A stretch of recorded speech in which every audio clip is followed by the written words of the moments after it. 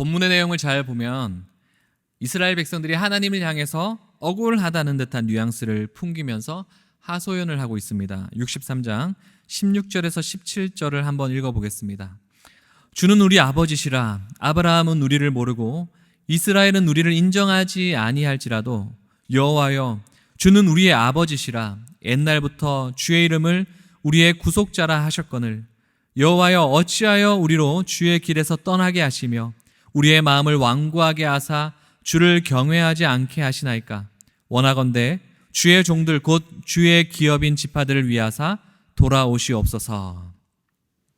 한마디로 아버지 되신 하나님께서 자기 백성들을 돌보지 않으신다는 말입니다. 자신들의 마음을 내버려 뒀기 때문에 죄악의 길로 걸어갔다라는 거예요.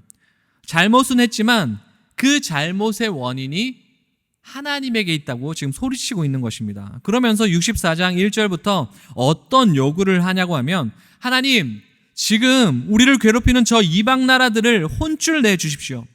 초자연적인 기적을 베푸셔서 그 옛날 자신의 백성을 인도하셨던 하나님의 능력을 좀 보여주십시오 라고 간구하고 있는 겁니다. 저는 이 장면을 보는데 갈멜산에서 바알과 아세라 선지자들과 대결했던 엘리야가 떠올랐습니다.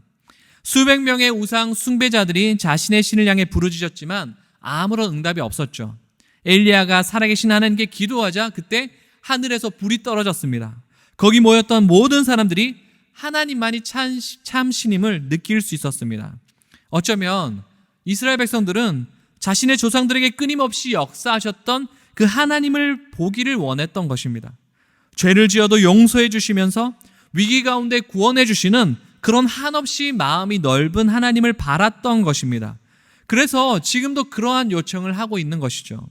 그러나 마음 한켠으로는 찔림도 있습니다. 64장 5절을 보시면요, 주께서 기쁘게 공의를 행하는 자와 주의 길에서 주를 기억하는 자를 선대하시거늘 우리가 범죄함으로 주께서 진노하셨사오며 이 현상이 이미 오래되었사오니 우리가 어찌 구원을 얻을 수 있으리까. 자신들이 죄악 속에 살았음을 고백합니다. 그래서 이렇게 범죄한 우리들이 어떻게 구원을 받을 수 있겠냐고 후회하는 것처럼 보입니다. 재미있는 사실은 그렇게 자신의 악함을 알면서도 또다시 하나님을 향해서 당당하게 요구한다라는 것이죠. 64장 8절에서 9절입니다. 그러나 여호와여, 이 말은 우리가 죄를 짓긴 지었지만 그래도 하나님 하고 외치는 말이죠. 계속해서 볼까요? 이제 주는 우리의 아버지시니이다. 우리는 진흙이요 주는 토기장이시니 우리는 다 주의 손으로 지으신 것이니이다. 여호와여, 너무 분노하지 마시오며 죄악을 영원히 기억하지 마시옵소서. 구하오니 보시옵소서. 보시옵소서. 우리는 다 주의 백성이니이다.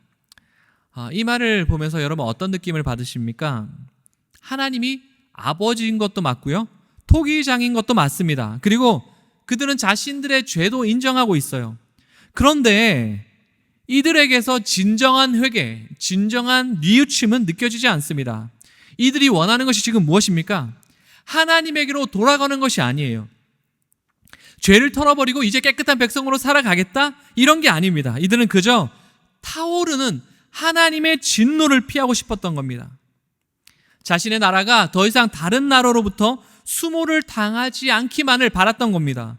무너진 성벽이 회복되고 예루살렘이 예전처럼 살기 좋은 곳으로 돌아가기를 원했던 것이죠. 그러니까 한마디로 하나님보다는 자신의 상황과 형편만을 생각했다라는 겁니다. 이 어려움, 이 고통에서 벗어나기 위해서 하나님을 향해 아버지, 제발 도와주세요. 우리는 당신의 백성입니다. 못 본 척 하지 말아주세요.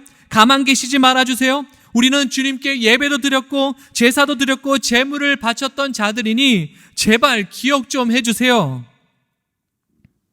65장에 하나님께서 이들을 향해 어떤 대답을 하시는지 나옵니다. 형식적으로 하나님께 부르짖는 그들을 향해서 경고하시죠. 하나님은 절대로 속지 않으시는 분입니다. 그들이 전심으로 하나님을 찾는지 아니면 단순히 어려움에서 벗어나기 위해서 거짓으로 기도하는지 다 아시죠. 우리는 이러한 당당한 신앙의 외형적 모습을 조심해야 합니다. 하나님이 우리를 구원하신 일이 당연하다고 절대 외칠 수 없습니다. 내가 믿으니까 천국 간다? 나는 믿으니까 죄 용서함 받았다? 이런 당당함은 사실 진정한 신앙을 가진 자에게 있어서 보기 어려운 모습입니다. 우리는 그저 구원하신 은혜에 감사하고 겸손히 그분을 경배해야 합니다. 오늘도 죄 가운데 거하고 있는 이 연약한 나를 불쌍히 여겨주시고 구원의 자리로 초대하신 그 하나님을 향해 고개를 들 수 없어야 하는 것이 우리의 진정한 모습이어야 한다는 것이죠. 우리가 복받기만을 바라고 또 우리의 위기와 고난을 벗어나기 위해서만 기도한다면 우리의 신앙은 형식화되어진 것이고 굉장히 건조하게 된 것입니다. 하나님을 찾진 않고 그분의 손에 있는 복과 영화에만 관심을 가지게 된다는 말입니다. 하나님은 우리의 이러한 마음을 받기를 원치 않으십니다. 하나님은 우리가 진정으로 하나님을 사랑하기를 원하십니다. 우리가 예배를 많이 드리고 오랜 시간을 기도하는 것보다 정말 하나님 때문에 행복해하고 하나님만으로 감사하고 또 하나님을 믿는 그 믿음으로 인하여서 감격하게 될 때에 그것이 하나님의 마음을 진정으로 기쁘게 하는 일인 줄 믿습니다. 여러분, 신앙의 목적이 무엇인가요? 하나님을 더 알아가는 것 아닙니까? 하나님께서 내게 보여주신 그 사명을 진정으로 깨달아서 청지기로 살아가는 것이 우리의 진정한 신앙의 목적이 아닙니까?